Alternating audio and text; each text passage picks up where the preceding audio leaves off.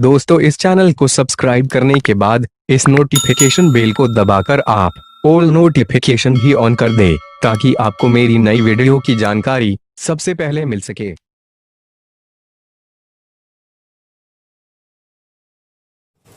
Hello, good morning students, how are you. आज हम class 10th के लिए लेकर आए हैं आपका पोयम फायर एंड आइस। इससे पहले मैं आपको बता दूं कि आपका a letter to God, dust of snow जो पोयम था, और एक और स्टोरी नेल्सन मंडेला, ये समाप्त हो चुका है। नेल्सन मंडेला का कल क्वेश्चन आंसर भी आपको व्हाट्सएप ग्रुप के माध्यम से भेजा जा चुका है। उम्मीद है आप उस क्वेश्चन आंसर को पूरा कर लिए होंगे। और आज मैं आपको फायर एंड आइस पढ़ाने जा रहा हूं। इससे पहले एक और चैप्टर आपको वो सेकेंड बुक का टाइप ऑफ सर्जरी भी पढ़ा दिए हैं, उसका भी क्वेश्चन आंसर आपको करवा दिया गया है। और ये फायर एंड आइस, और ये फायर एंड आइस आज कंप्लीट होगा। कल इसका क्वेश्चन आंसर आपके व्हाट्सएप ग्रुप में जाएगा, और संडे को इसका इंग्लिश का टेस्ट का क्वेश्चन आपके व्हाट्सएप ग्रुप में जाएगा। उस टेस्ट के क्वेश्चन को आप सॉल्व करेंगे। इंग्लिश के टेस्ट का जो एक पूरा 80 मार्क्स का क्वेश्चन रहेगा, और उस सारे 80 मार्क्स के क्वेश्चन को पूरे जैसे क्वेश्चन आता है आपके मैट्रिक एग्जाम में, ठीक उसी पैटर्न पर आपका टेस्ट क्वेश्चन आपके पास जाएगा, और उसे आप सॉल्व करेंगे और फिर ग्रुप में ही भेज देंगे। तो चलिए हम शुरू करते हैं। आज फायर एंड आइस जो पोएम है, इसके भी जो पोएट है वो क्या है, रॉबर्ट फ्रॉस्ट के बारे में हमने चर्चा किया था। रॉबर्ट फ्रॉस्ट एक अमेरिकन पोएट हैं और बहुत ही बड़े पोएट हैं। इनका डस्ट ऑफ स्नो भी हम पढ़ चुके हैं, और आज है फायर एंड आइस। फायर मतलब तो जानते हैं, फायर मतलब आग, आइस मतलब बर्फ। अब ये बहुत ही इंटरेस्टिंग और बहुत ही मैसेज से भरा हुआ पोएम है ये। डियर स्टूडेंट्स, यहां पोएट फायर और आइस के माध्यम से हमें मैसेज देना चाह रहे हैं। पोएट ने फायर और आइस को एक माध्यम बनाया है, लेकिन यहां पर इस पोएम में फायर को हम मान सकते हैं डिजायर, यानी कि इच्छा, हमारी इच्छा शक्ति, जो हमारी इच्छाएं होती है। और आइस को मान सकते हैं हम हेटर, यानी कि द्वेष, घृणा। यानी कि आइस जो स्टैंड है वो किस पर, हेटर पर, और फायर जो स्टैंड है, जो फायर वर्ड जो आया है वो डिजायर, फायर वर्ड जो आया है वो डिजायर, यानी कि इच्छा। तो हम इसमें पोएट चर्चा की है, रॉबर्ट फ्रॉस्ट चर्चा की है कि ये दुनिया अगर समाप्त होगी तो कैसे समाप्त होगी। और इन्होंने 2 ऑप्शन बताया है जो सटीक भी है, वैसा समाप्त होगी तो उस तरह से हो भी सकता है, जैसे फायर एंड आइस, या तो दुनिया फायर से समाप्त होगी या तो आइस से। तो चलिए इस पोएम में हम आगे देखते हैं और क्या बता रहे हैं पोएट, और फिर और बारीकियों से एक एक लाइन को आप अच्छे तरीके से समझे। भले ही ये मात्र देखिए कितने 1 2 3 4 5 6 7 8 9 लाइन का ये पोएम है।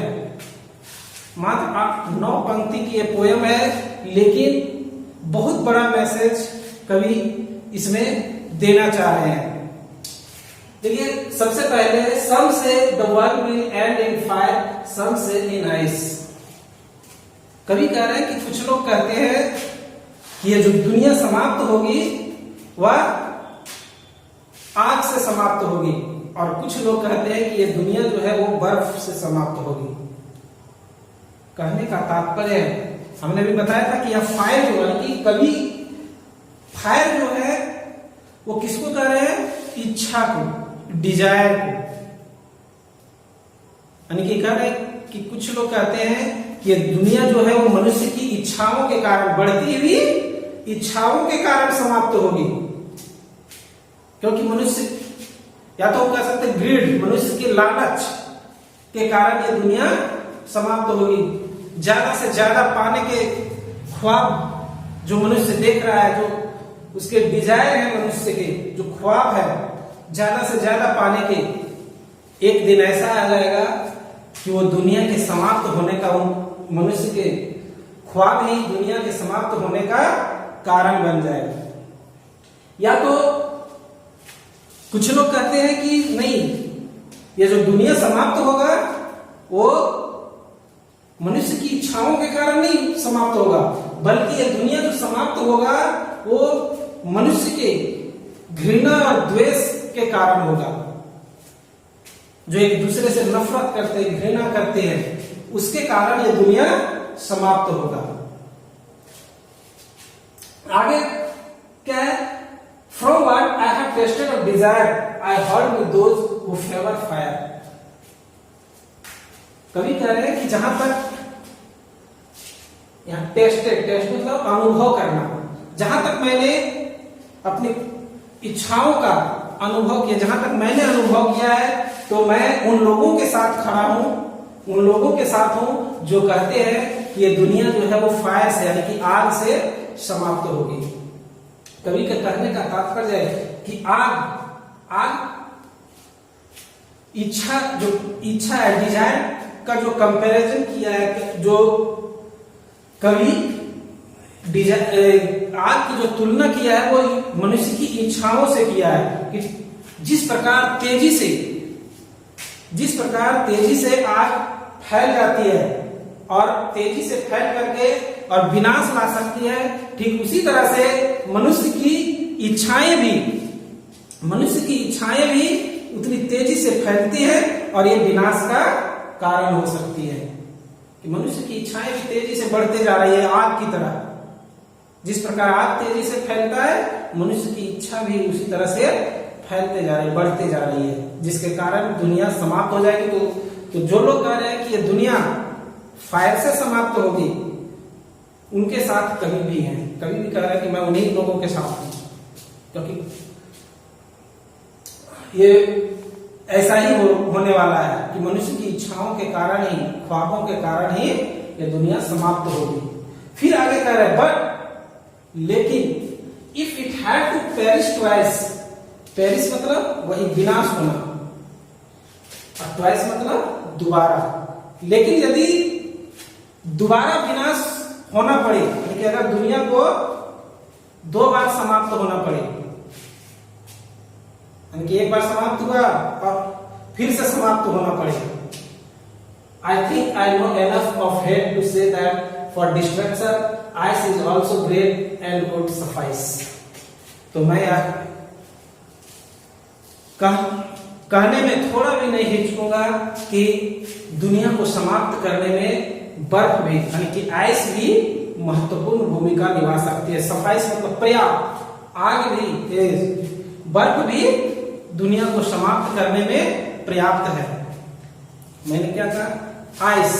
आइस का किससे? हेटर से किया, हेट से, यानी कि नफरत से, घृणा से, द्वेष से।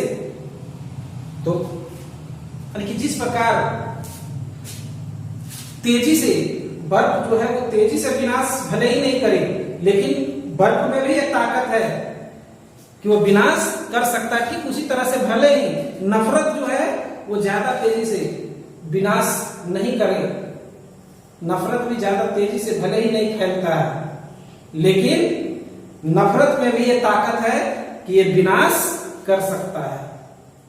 यानी कि कवि क्या कह रहे हैं कि या तो दुनिया मनुष्य के बढ़ती आकांक्षाओं के कारण समाप्त होगी, या तो दुनिया मनुष्य के द्वारा जो घृणा किया जाता है एक दूसरे से, यानी कि असमानता का भाव, इनडिफरेंस कह सकते हो, असमानता का भाव जो एक दूसरे के बीच है, एक दूसरे से आगे निकलने की होड़ जो है और दूसरों से नफरत करना, ये जो मनुष्य के अंदर ये जो प्रवृत्ति है वह भी दुनिया को एक दिन समाप्त कर सकता है।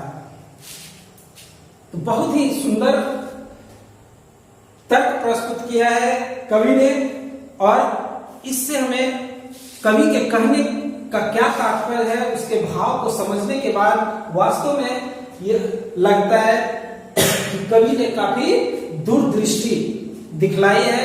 इसमें रॉबर्ट फ्रॉस्ट तो वैसे भी ऐसे दृष्टि दिखाने के लिए माने जाते हैं। तो मुझे ऐसा लग रहा है कि आपने इस पोयम को अच्छे तरीके से समझ लिया होगा। अगर नहीं समझ में आया एक बार तो आप 2 बार 3 बार इस वीडियो को देखें, अवश्य ही समझ जाएंगे। है नहीं, यानी कि इस पोयम में क्या कहा गया है, कवि इस दुनिया को समाप्त होने के कारण को बताए हैं कि दुनिया अगर समाप्त होगा, अगर दुनिया समाप्त होगा तो उसके 2 कारण हो सकते हैं। लेकिन पहला कारण ज्यादा प्रबल है। पहला कारण यानी कि फायर कहने का अर्थ कवि का क्या है कि जिस प्रकार आग तेजी से फैल करके विनाश लाती है, ठीक उसी तरह से फायर का तुल को कंपैरिजन किया है किससे, डिजायर से, मनुष्य की इच्छाओं से, कि मनुष्य का ख्वाब भी ठीक उसी तरह से बहुत तेजी से फैल रहा है। और ये ख्वाब आप देख सकते हैं कि मनुष्य आज क्या हो गया है, मेटेरियलिस्टिक, वस्तुवादी हो गया है। आज इतना लेजी हो गया है मनुष्य कि सारे कुछ पूरी तरह से टेक्नोलॉजी पर निर्भर हो जा रहा है। और ये जो टेक्नोलॉजी पर निर्भरता ही क्या होगा, एक कारण बनेगा, ये टेक्नोलॉजी पर निर्भरता ही एक कारण बनेगा विनाश का।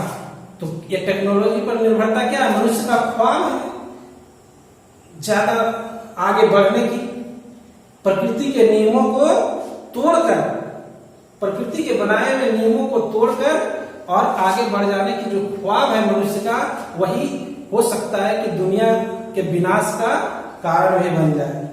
और अगर दुनिया मनुष्य की बढ़ती प्रबल इच्छाओं के कारण अगर नहीं समाप्त हुई तो दूसरा भी चांस है दुनिया के समाप्त होने का, और वह है बढ़ती घृणा, बढ़ती नफरत, आपसी रंजिश,